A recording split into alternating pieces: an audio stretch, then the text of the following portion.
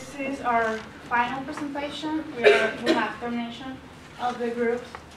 And first of all, I would like to Alison to read this for you guys. This is like a part of a poem about how we have to finish our steps or stages in our lives. One always has to know when a stage comes to an end. If we insist on staying longer than the necessary time, we lose the happiness and the meaning of the other stages we have to go through. Closing cycles, shutting doors, ending chapters, whatever name we give it. What matters is to leave the past, the moments of life that we have finished.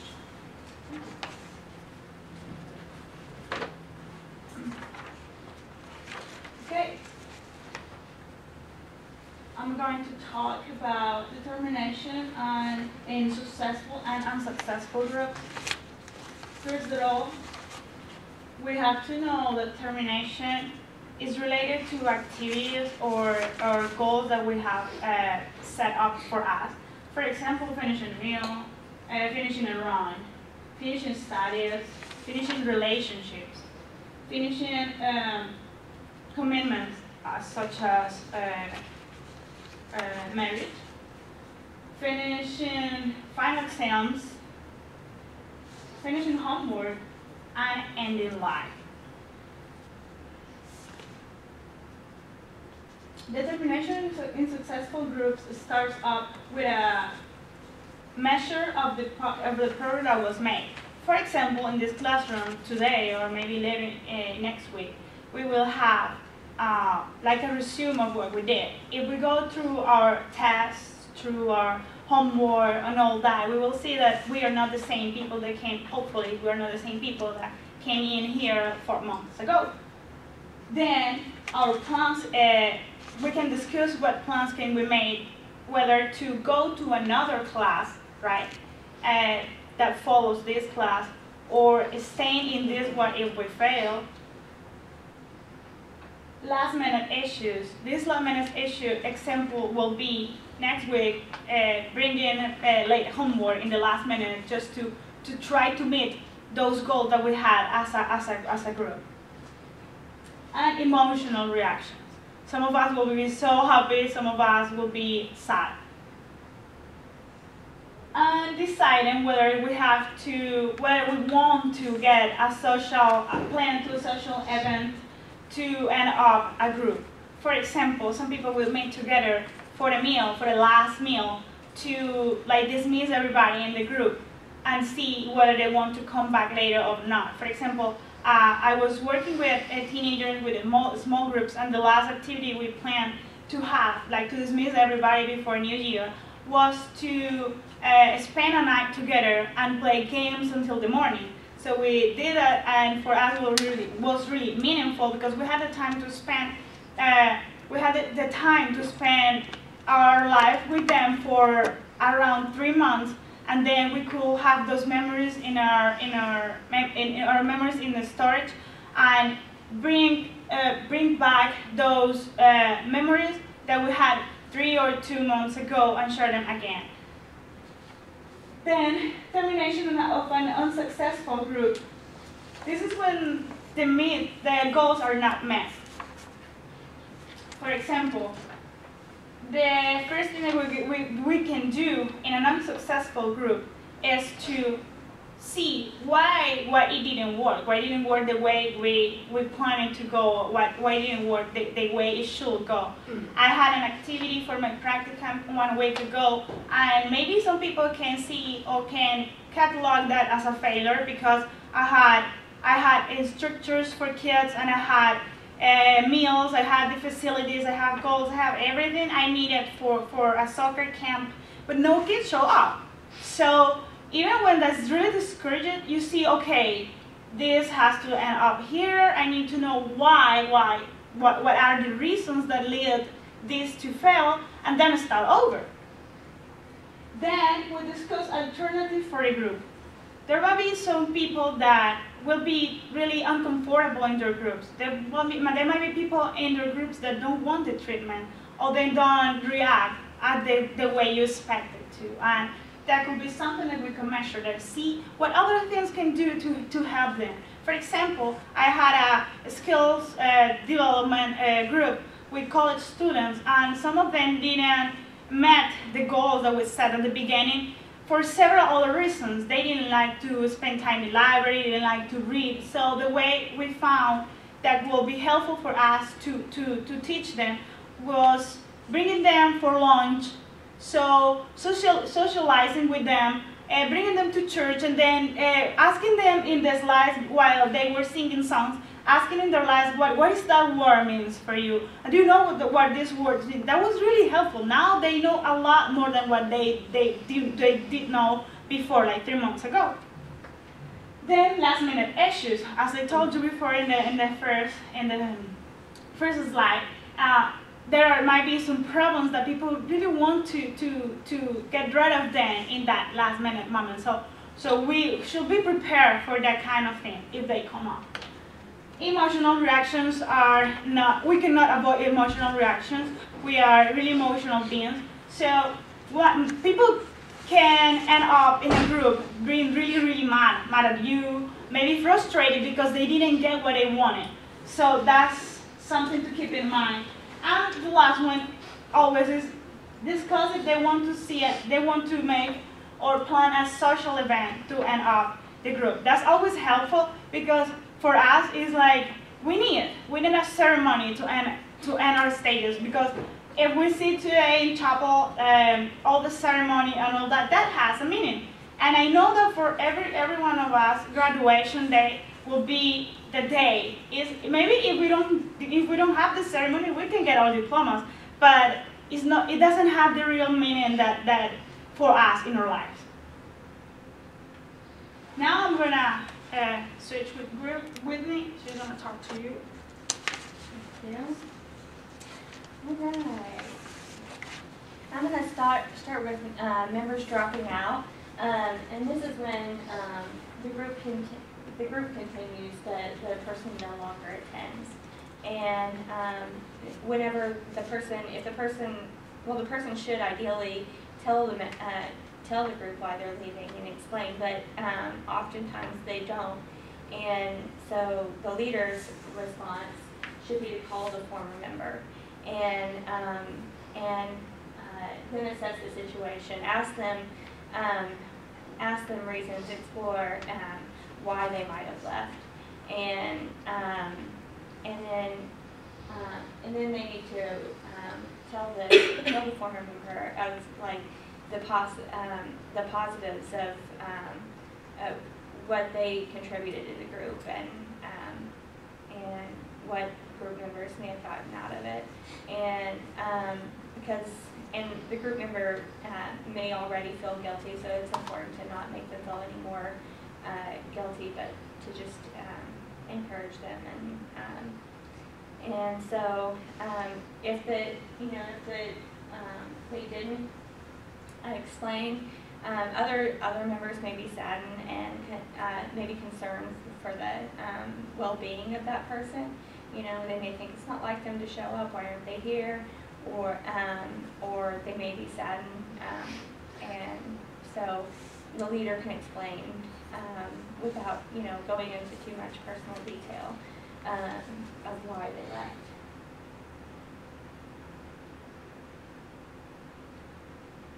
Okay, and then a transfer of a member generally involves like a planned arrangement between the leader and the group member.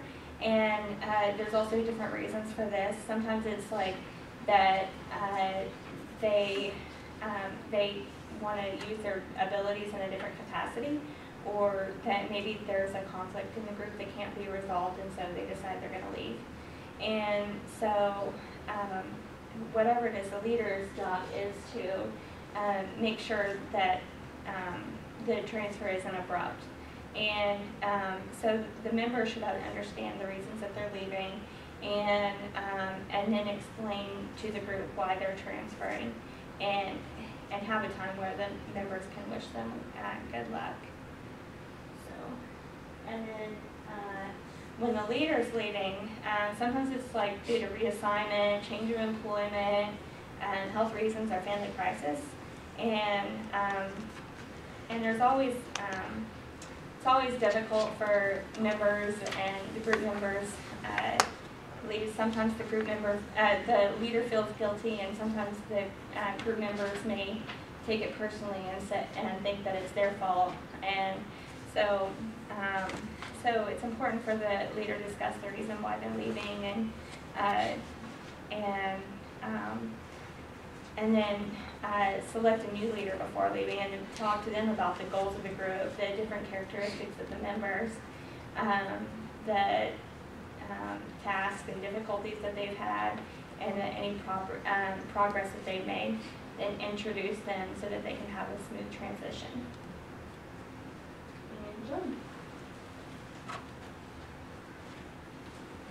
Okay, guys, I'm going to be talking about, me and Cody are both going to be talking about evaluation, but I'm going to more focus on process evaluation. And so Charles Zastrow, the author of our book, he defines process evaluation as an assessment generally by group members as to the aspects of the group that were useful or detrimental. And so with this information, the leader can hone certain skills, eliminate some materials, and give directions for approaches and materials to add. And so it's better to make changes suggested by the evaluation rather than, to reject and deny the feedback and repeat the same mistakes in the future groups. And so this evaluation can be conducted orally in a brief questionnaire or peer review. And so orally, you can do this by asking group members to discuss the aspects that were constructive and then the things that were counterproductive. So advantage of this is everyone loves just having like good communication, talking, whatever. And a disadvantage to this is some may be nervous to give negative feedback because of being in a social setting. So obviously you're more, it's more nerve-wracking to say something negative because others can see who it's coming from. For a brief questionnaire, 3 key questions you can be asked, and they are to summarize the strengths of the group, summarize the shortcomings of the group, and briefly outline the specific suggestions for changes. So a kind of example of this is like our class evaluations, and why many prefer questionnaires over evaluations that are given orally is because it's anonymous, so you can say, you can be extremely honest and no one knows who it's coming from. And so I'm just kind of right now, who would prefer giving an oral evaluation over a questionnaire? Okay. Who would prefer a questionnaire, being anonymous? Okay. Why would you guys prefer being like a questionnaire? Or why would you say a questionnaire? All right. Exactly. Yeah, sure, anybody. Why would you prefer that? I don't know. It's more personal to me, Okay. but yet I can keep my answers to myself. Yeah. Okay. Why would you prefer an oral evaluation? Bigger? Okay, true. And then lastly, peer review. Peer review. Oh my gosh. Having one or more. This is having one or more peers, usually other group leaders, periodically sit in on the group. And so, kind of like I said earlier, members typically cite positive factors more than negative ones. But positive feedback enables leaders to be more aware of their strengths, and negative feedback informs leaders of aspects that need improvement. And so negative feedback ends up being more beneficial. And just kind of how Professor View has us, do the evaluations at the end of our presentations. Kind of like he says, like it's not to pick on the other groups, it's to kind of show them the things that they may not be aware of. And so the verse I chose for this is Matthew chapter 5, verse 16. And it's in the same way, let your light shine before others so that they may see your good works and give glory to your Father who is in heaven. So basically kind of just let your actions reflect Christ. We're going to always have people evaluating us, whether we want or not. So, and now I'm going to pass it on to Cody. Okay, so I'm going to be going over the outcome evaluation. And this is pretty much just assessing the goals and how well they were achieved at the end of the group. Now, there's 3 different kinds of outcome evaluation: single subject design, task achievement, and then satisfaction questionnaires. And the first one here we have is single subject design. This focuses more on just a single client. The client can also be a family or a small group. And when doing this, all the research is focused towards them. And there's six different processes through this. First one is specifying the outcomes, and these need to Yeah, specify the outcomes, and these need to reflect the needs of the client, group, or the family. And they also need to be measurable, and they need to be realistic. So one of the things for this would be, like, the book, we use a lot of, like, bulimic examples. One of the outcomes for this would be to eliminate the purging of bulimic. And then the next one would be specify a suitable measure. Now this is like, how are you going to measure the progress? How are you going to measure, pretty much how are you going to measure everything from beginning to the end? Some of the examples are like direct observation, client reports, standardized measures like questionnaires and checklists. And after that, you record baseline data. This is where you get your base from. You basically go and do a direct study on your client, figure out how bad they are, what they need, and what you're going to do for intervention and what your plan is going to be.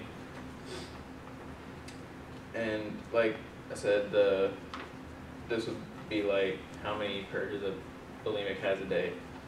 And then the next step is to actually implement the intervention, and this is pretty self-explanatory. You actually start the intervention and you monitor from beginning to end changes that they've made to the targeted behavior. And on the assess the changes, you compare changes of the target behavior before, during, and after the intervention up until the end of the group. And infer effectiveness. This is where you decide how effective the intervention was and show that it was the intervention that caused the behavior and not something else outside of the intervention. The thing they use is concomitant did I say that? Okay. Concomitant variation, that basically it occurs during or very shortly after the intervention. It shows that the intervention is what caused the target behavior to change and not something outside of the group or the intervention. And this is going to move me on to the task achievement. And book defines the task achievement as it's an approach to gauge the degree to which group members or the leader have completed agreed upon intervention tasks. So it's basically just saying how well each task throughout the group was achieved. An example I thought of, or a good way to think about it, is if you're training for a marathon and your goal is to get first place, the training would be the task, and what place you get in the race or the marathon that would more or less be how well you did do that task. And there's 4 different there's 4 ratings for this. 4 for completely achieved, 3 substantially achieved, the action is still necessary, 2 would be partially achieved but it still needs work, and 1 minimally or not achieved at all. And the book says that there's a 5th option of just no, like nothing was achieved. And next I'll go on to the satisfaction questionnaire. Now this questionnaire just simply measures how satisfied the clients are with the group, with the outcomes of the group, and how well everything went during that. Now, does everybody have a book with them? Well, on figure 13.2 it has questionnaire, and one of the questions is, did you accomplish, we'll actually go through these questions, I think it'll take that long. Did you accomplish what you expected when you joined the group? And the answers are yes, completely, mostly, no real progress, or worse now than before. So we'll just put this into the perspective of the class. From joining the class, do you feel that you accomplished what you expected when you joined the class? Does anybody have any response to that?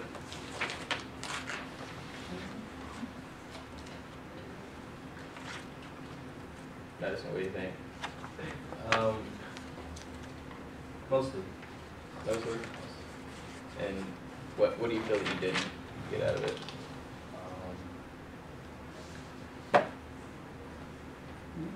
Well, I feel like we could little bit more in the book and actually learning the theories and things like that. So more emphasis on presentations. Next question is, how do you feel the group accomplished its goals? How do you feel the group accomplished its goals? Anybody have any response on that? I think we talked about like, in the first day of the syllabus. I feel like we did that. Okay. Third question is, how do you feel about the group leader? Careful. Hey, he made us judge each other, so we'll judge him now. So, are you very satisfied, satisfied, no feelings either way, dissatisfied, or very dissatisfied? Very satisfying. Very good answer. That's why we have little checklists that you don't have to answer out loud. Okay, I so appreciate how do you feel about the other members in the group? Satisfied with everyone, satisfied with some, and dissatisfied with others? No feelings either way, dissatisfied with most, dissatisfied with all, or very dissatisfied with all? I don't like nobody. Satisfied with everybody. And that's my part, and that I'll pass on out.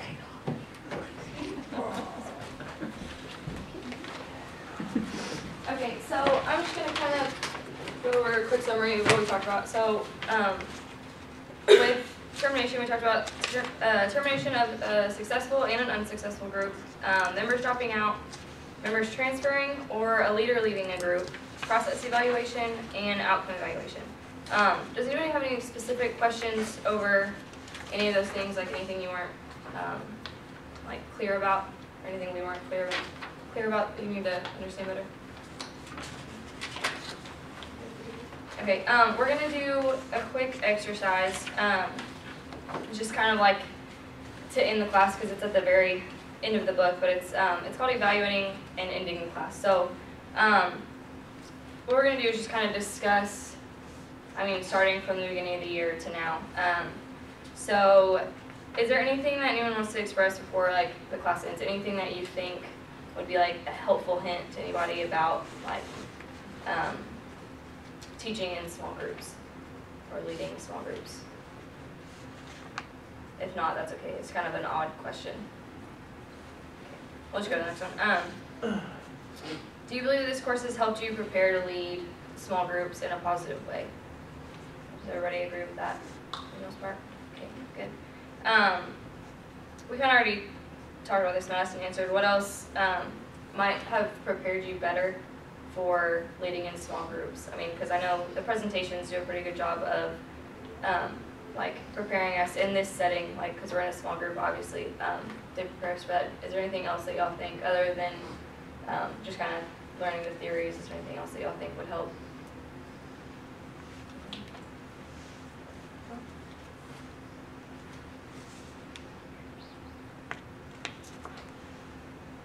What do you see as some of the strengths in this course? What were some of the things that like stood out to you overall that will help you with your future? Working with groups. Do what? Working with groups. Yeah. Is there any like specific things working with groups that you think? I was gonna say we applied everything that we learned. Yeah. We not only learned about it, but we took it and actually did it. So that's fun. I think it was good too, like we learned like a lot of things to expect in groups, and maybe, obviously we're not just gonna go out and know exactly how to deal with that the first time you do it, but I think it was good because it's like, this is what you can expect, and so you can kind of, it's not like a huge surprise if you do run into something like that, even though you may not be prepared to deal with that, and I don't think that not being prepared to deal with that exactly is this class fault, because it's just you have to like deal with that. I think it was good that we got to watch like the psychodrama or whatever, the video that he showed us. Because obviously that type of group is completely different than this type of group, which I kind of wish we could have. Like getting to see more stuff like that, like could be more helpful. So that's the only thing I would say. Like, it was good, but just kind of wish I've seen more. What exercises stood out to y'all the most? I know for me, it was the one where we had like the obstacle course, and we had to basically like put all of our trust in the person that was guiding us, and we just had to listen and just totally trust them. I think that's really important in small groups, is just listening and being able to like trust what someone's saying is like what they really mean, what they want you to do. And yeah, I think like the biggest thing for that exercise was just listening. Is there anything that stood out to y'all? Any exercises throughout the year that y'all remember? About that exercise, I think that could also go with communication that we talked about earlier in the year. We talked about how people need to listen, but the communicator also needs to communicate well. I think that goes with that too. Does anybody else have any input on that? Okay. So basically, like we've all kind of gone through and reflected on what we've learned over the year. So there's like a couple other things, but they're all like what we've already talked about. So we're just gonna go through and do appreciations. So just if you want to start, Lauren, we're gonna go to the right to A. Madison, I appreciate a lot of things about you, but I really appreciate our friendship that we've had.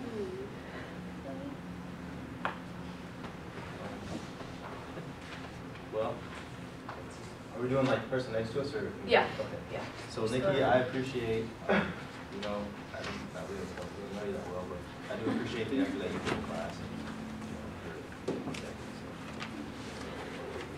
Maybe I appreciate you because you have such enthusiasm for everything, and I feel like you just kind of show that in all aspects, like even in the classroom. Bruno, I appreciate, I mean, we've done a lot of presentations in our classes this year, and I appreciate, like, we've gotten really good at. Thank you. Appreciate it. Amber, I appreciate you for doing it big for the brownies. Okay? Across the country. Graduated with all of your stuff, so. Kim, I appreciate your humor. Professor Drew, I appreciate your Come over here. Make eye contact. for giving me the confidence to step up in presentations and helping me move forward. You did.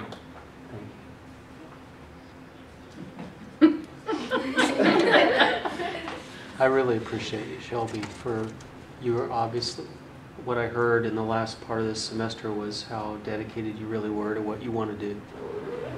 I appreciate that. I appreciate you for helping me on a daily basis. It's a job in itself. Daniela, I appreciate you for your enthusiasm that you show when you present. Like you really know how to engage your audience that you're speaking to. And I feel like you do a fantastic job every time. So I appreciate being a good speaker. I appreciate Allison's commitment to work as a team and always trying to get things done before we present. I really appreciate that because I pushed me harder.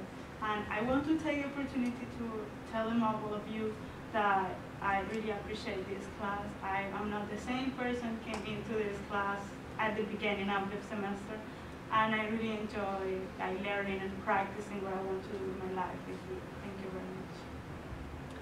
Jordan, I appreciate just like your hard work in dealing with stress when you have to present. You've done a lot of presentations and you've done a very good job at handling that stress. Thanks. Cody, I appreciate you for your kindness and for getting through all your presentations. I know teachers are incredible,